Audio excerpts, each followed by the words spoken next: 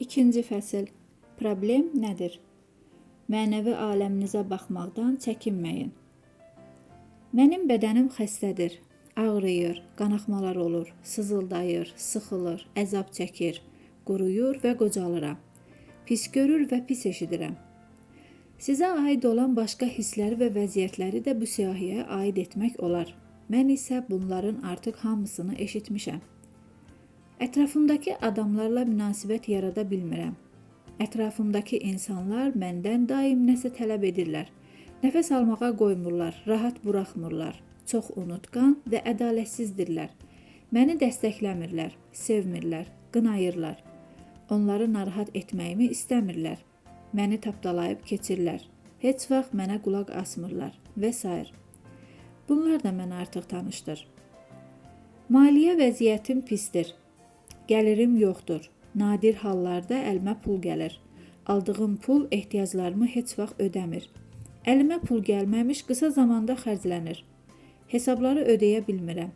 Pul elə bir əlimdən uçub gedir və s. Bunlara əlavə olaraq çox şeylər də deyə bilərsiniz. Əlbəttə ki, mən bunların hamısını eşitmişəm. Həyatda işlərim istədiyim kimi getmir. Heç vaxt nə istədiyimi edə bilmirəm. Heç kəs məndən razı qalmır. Nə etmək istədiyimi bilmirəm. Heç kimin məni ayırmağa vaxtı yoxdur. Mənim ehtiyac və arzularım həmişə kənarda qalır. Mən yalnız başqalarını razı salmaq üçün işləyirəm. Mənim istədiklərim heç kəsi maraqlandırmır. Mənimlə istədikləri kimi rəftar edirlər. Mən istedadsızam. Heç nəyi düzgün edə bilmirəm. Hər şeyi sonraya saxlayıram. Bəxtim gətirmir və s. Əlavə olaraq siz daha çox şeylər deyəcəksiniz. Mən bunları və bundan da çox problemləri artıq eşitmişəm. Yanıma gələn xəstədən həyatında nə baş verdiyini soruşduqda, onlardan adətən yuxarıda qeyd etdiklərimdən birini yaxud bir neçəsini eşidirəm. Onlar elə düşünür ki, problemlərini bilirlər. Lakin mən bilirəm ki, bu şikayətlər onların daxili düşüncələrinin təzahürüdür. Bu düşüncələrin altında həmin şikayətlərin əsası olan daha dərin səbəblər var. Mən xəstələrimə aşağıdakı sadə sualları verib onların cavablarına qulaq asıram. Həyatınızda nə baş verir? Səhhətiniz necədir? Nə işlə məşğulsunuz? İşinizi xoşlayırsınızmı? Maliyyə vəziyyətiniz necədir? Sevgi münasibətləriniz necədir? Axırıncı sevgi macəranız necə başa çatıb? Bəs ondan əvvəlki? Qısaca olaraq uşaqlığınızdan danışın.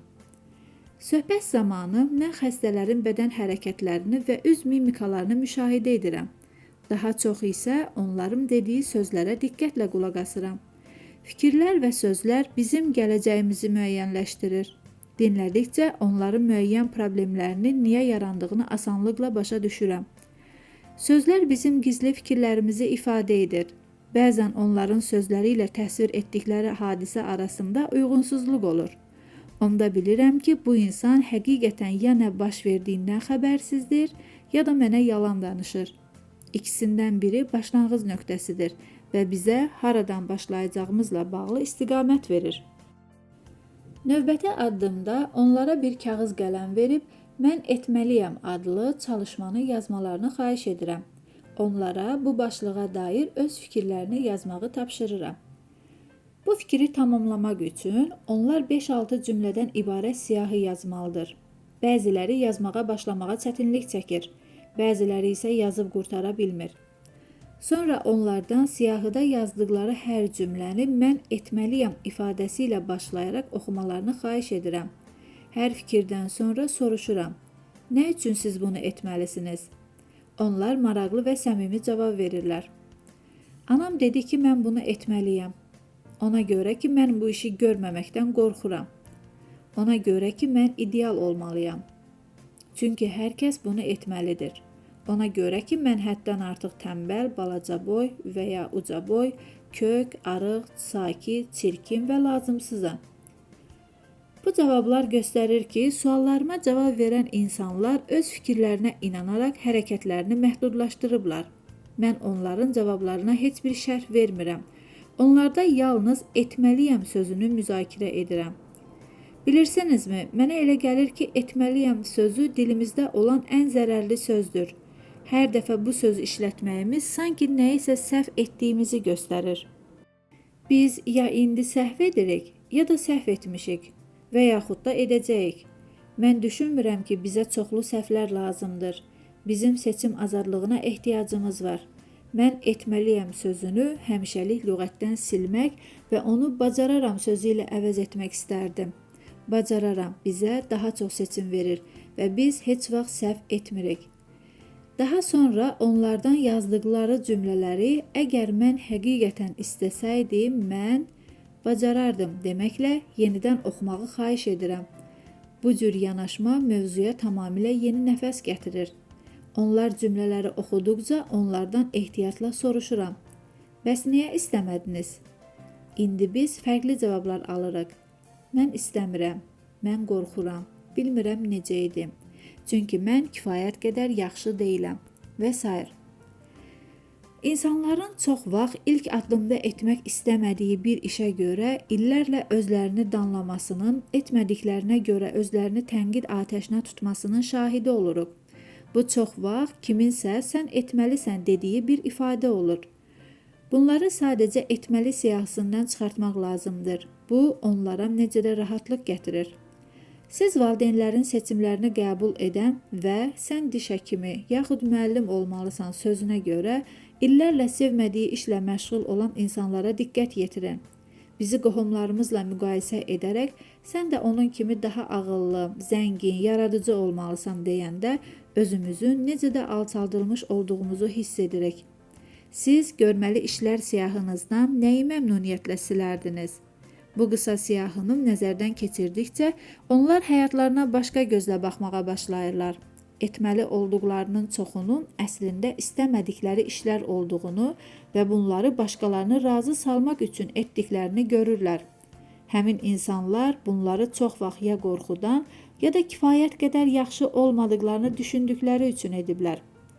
Problem yavaş-yavaş həll olmağa başlayır. Mən prosesə onları kiminsə standartına uyğun gəlmədiyinə görə mən pisəm hisslərindən uzaqlaşdırmaqla başlamışam. Sonra onlara birinci fəsildə olduğu kimi öz həyat fəlsəfəmi izah etməyə başladım.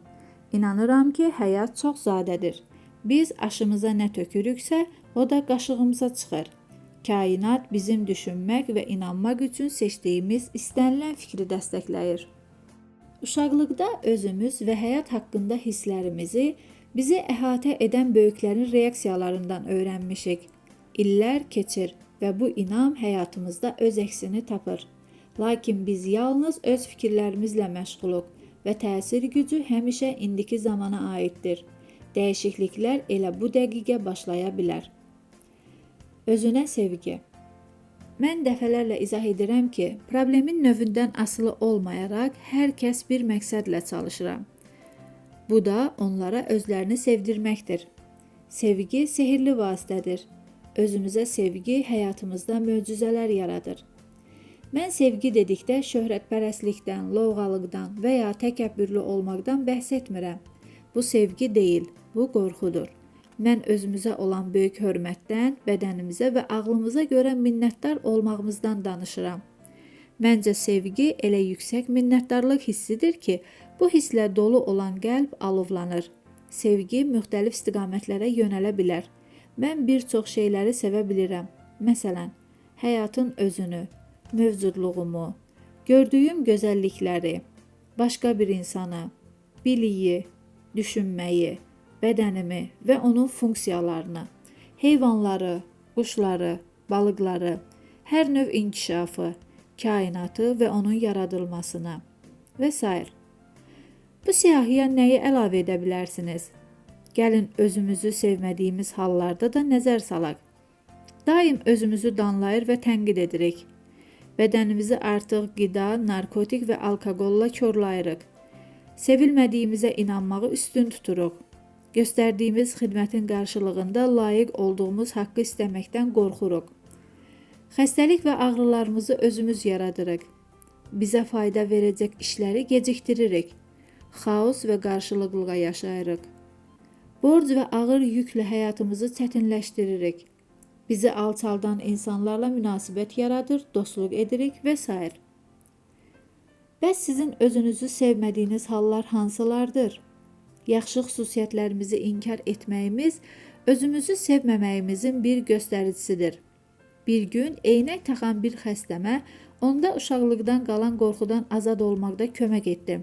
Səhəri gün o gözünə taxdığı linzalardan bezdiyini dərk edir. Linzalarsız ətrafına baxır və görmə qabiliyyətinin əla olduğunu başa düşür. Lakin o həmin günü mən buna inanmıram deyə başa vurdu. Növbəti gün yenidən linzalarını taxmalı oldu. Bizim şuuraltı inamımız zarafatı başa düşmür. O inana bilmirdi ki, öz görmə qabiliyyətini tamamilə yaxşılaşdırıb. Özünə dəyər verməmək də özünü sevməməyin bir ifadəsidir. Tom çox yaxşı rəssam idi. Onun bir neçə varlı müştərisi var idi. Onlar Tomdan evlərinin divarlarını dekorasiya etməyə xahiş edirdilər. Bununla belə Tom həmişə borclu olurdu. Tomun işi müqabilində tələb etdiyi qiymət onun işi bitirmək üçün sərf etdiyi vaxta dəymirdi. Qeyri-adi iş görən hər kəs öz işinə layiqli qiymət qoya bilər. Varlı insanlar istədiklərinə nail olmaq üçün çoxlu pul verməyi sevirlər. Bu, həmin işi onlar üçün daha da qiymətli edir. Başqa misallar. Bizim partnyorumuz yorğun və əsəbidir. Bizim hansı hərəkətimizin onu bu hala saldığını bilmək istəyirik. O bizi bir-iki dəfə gəzməyə dəvət edir və sonra bir daha bizə zəng vurmur. Fikirləşirik ki, yəqin nəyisə düz etməmişik. Ailəmiz dağılır. Biz düşünürük ki, taleyimiz uğursuzdur. Biz maaşımızın artırılmasını xahiş etməkdən qorxuruq. Bizim bədənimiz Gentleman's Quarterly yaxud Vogue jurnallarındakı reklam edilən etalonlara uyğun gəlmir və özümüzü pis hiss edirik. Özümüzü çox şeyə layiq bilmədiyimiz üçün çox şey tələb etmirik. İntim əlaqələrdən qorxuruq və heç kəslə çox yaxın münasibətlər qurmuruq. Gizli intim əlaqələrə üstünlük veririk. Verdiyimiz qərarların səhv olacağına əmin olduğumuz üçün qərar verməyə çətinlik çəkirik. Siz layiq olmadığınızı necə ifadə edirsiniz? Uşaqların mükəmməlliyi. Körpə ikən siz necə də mükəmməl idiniz.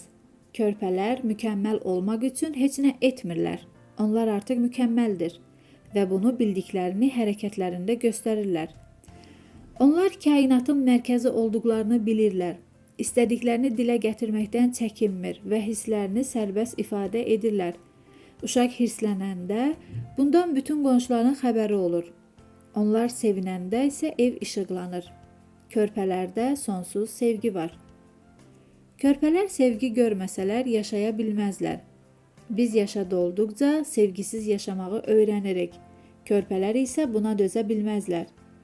Körpələr həm də bədənlərinin hər bir hissəsini, hətta öz nəcislərini də sevirlər. Onlar inanılmaz gücə malikdirlər. Siz də, mən də belə olmuşuq. Sonra ətrafımızdakı böyüklərə qulaq asıb qorxaq olmağı öyrənmişik. Öz cazibədarlığımız və gözəlliyimizdən imtina etməyə başlamışıq. Xəstələrin məni özlərinin çox pis olduqlarına və sevilmədiklərinə inandırmağa çalışırlar. Mən buna heç vaxt inanmıram. Çalışıram ki, onları özlərini sevməyi bacardıqları vaxta qaytarım. Güzgü ilə çalışma. Xəstələrimdən xahiş edirəm ki, güzgü götürüb öz gözlərinin içinə baxsınlar. Adlarını, sonra da mən səni sevirəm və səni olduğun kimi qəbul edirəm desinlər. Bu, bir çox insanlar üçün olduqca çətindir. Bu çalışmanın sakit, həvəslə yerinə yetirildiyini nadir hallarda görürəm. Bəziləri qışqırır, bəziləri az qalır ki, ağlasın.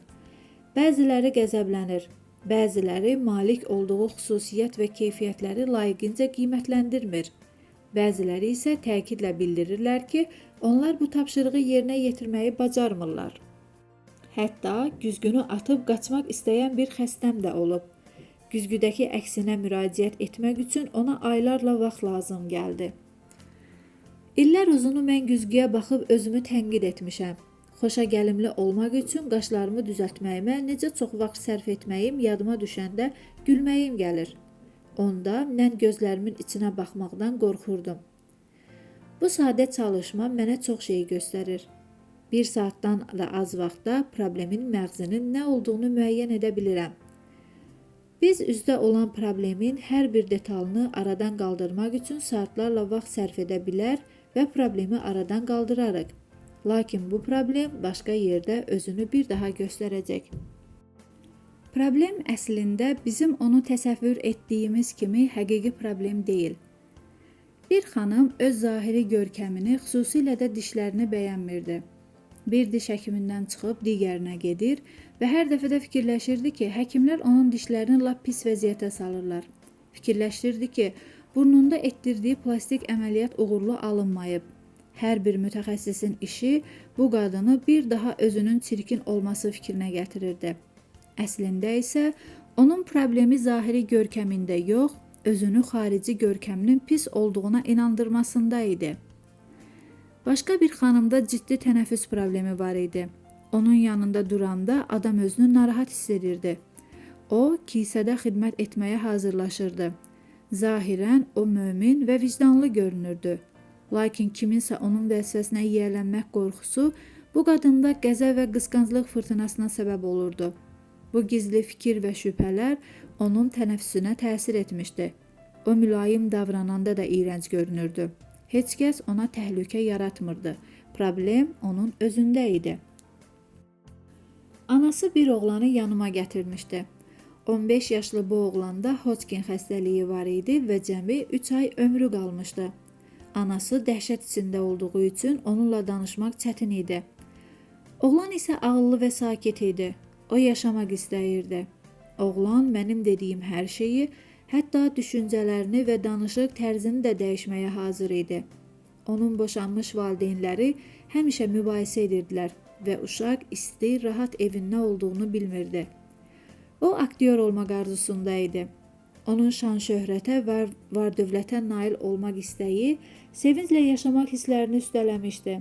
O yalnız şan-şöhrət sahibi olacağı təqdirdə qəbul ediləcəyini və dəyərli ola biləcəyini düşünürdü.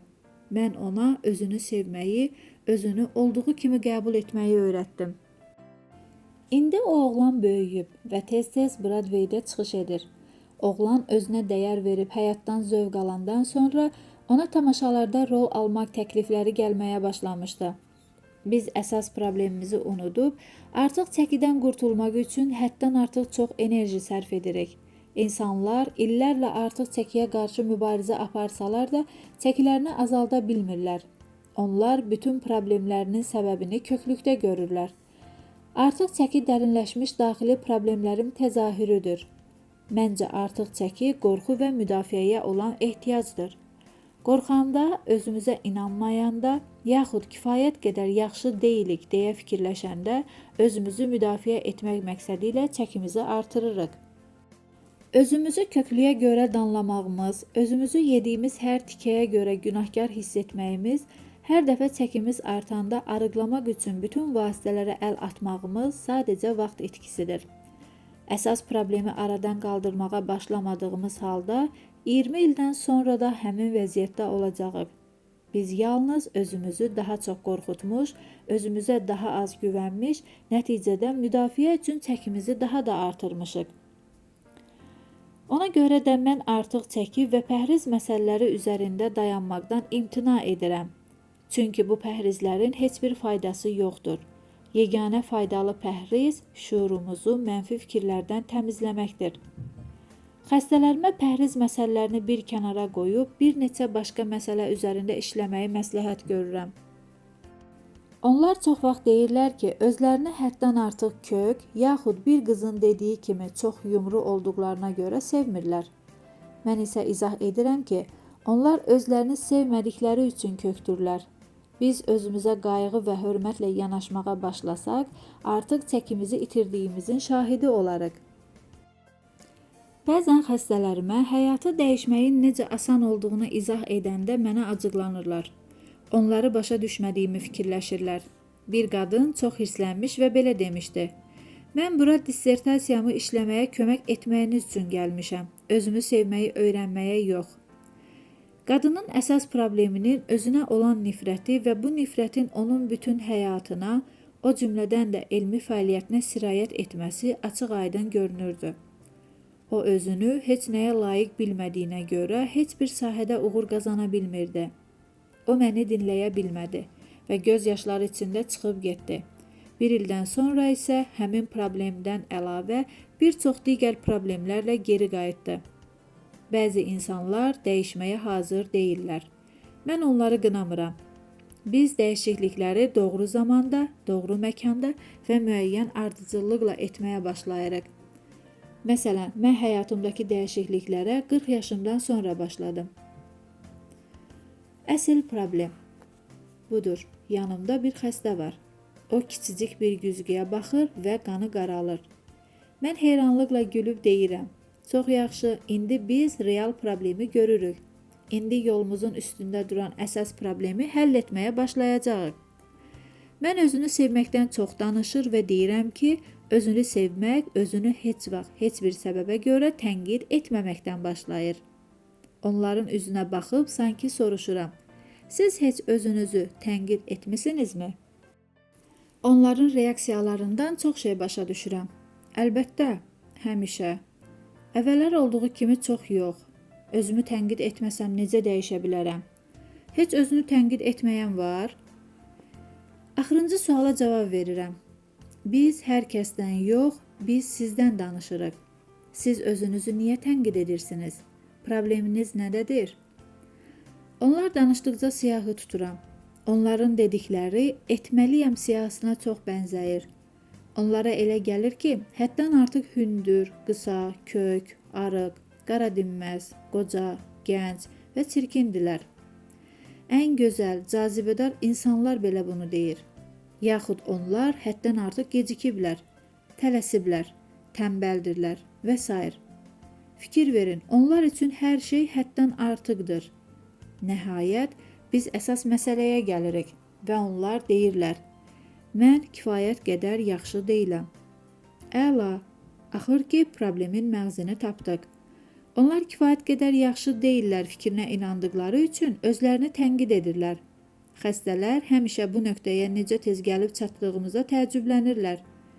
Bizim daha xəstələrimiz, münasibətlərimizdəki çətinliklər, maliyyə, yaradıcılıq problemlərimizdən danışmağa ehtiyacımız yoxdur. Biz bütün enerjimizi hər şeyə səbəb olan yeganə problemi həll etməyə yönəltməliyik. Bu problemin adı isə özümüzü sevməmək və dəyər verməməkdir. Yaşadığım bu sonsuz həyatda hər şey əla, tamamlanmış və mükəmməldir. Ulu Tanrı məni qoruyur və istiqamətləndirir. Mən daxili aləmimə baxmaqdan qorxmuram. Mən keçmişə baxmaqdan qorxmuram. Mən dünya görüşümü genişləndirməkdən qorxmuram. Mən sadəcə şəxsiyyət deyiləm. Mən keçmişəm, bugünəm və gələcəyəm. Mən öz problemlərimdən yuxarıda dururam ki, öz varlığımın gözəlliyini dərk edim. Mən doğrudan da özümü sevməyi öyrənmək istəyirəm. Mənim dünyamda hər şey gözəldir.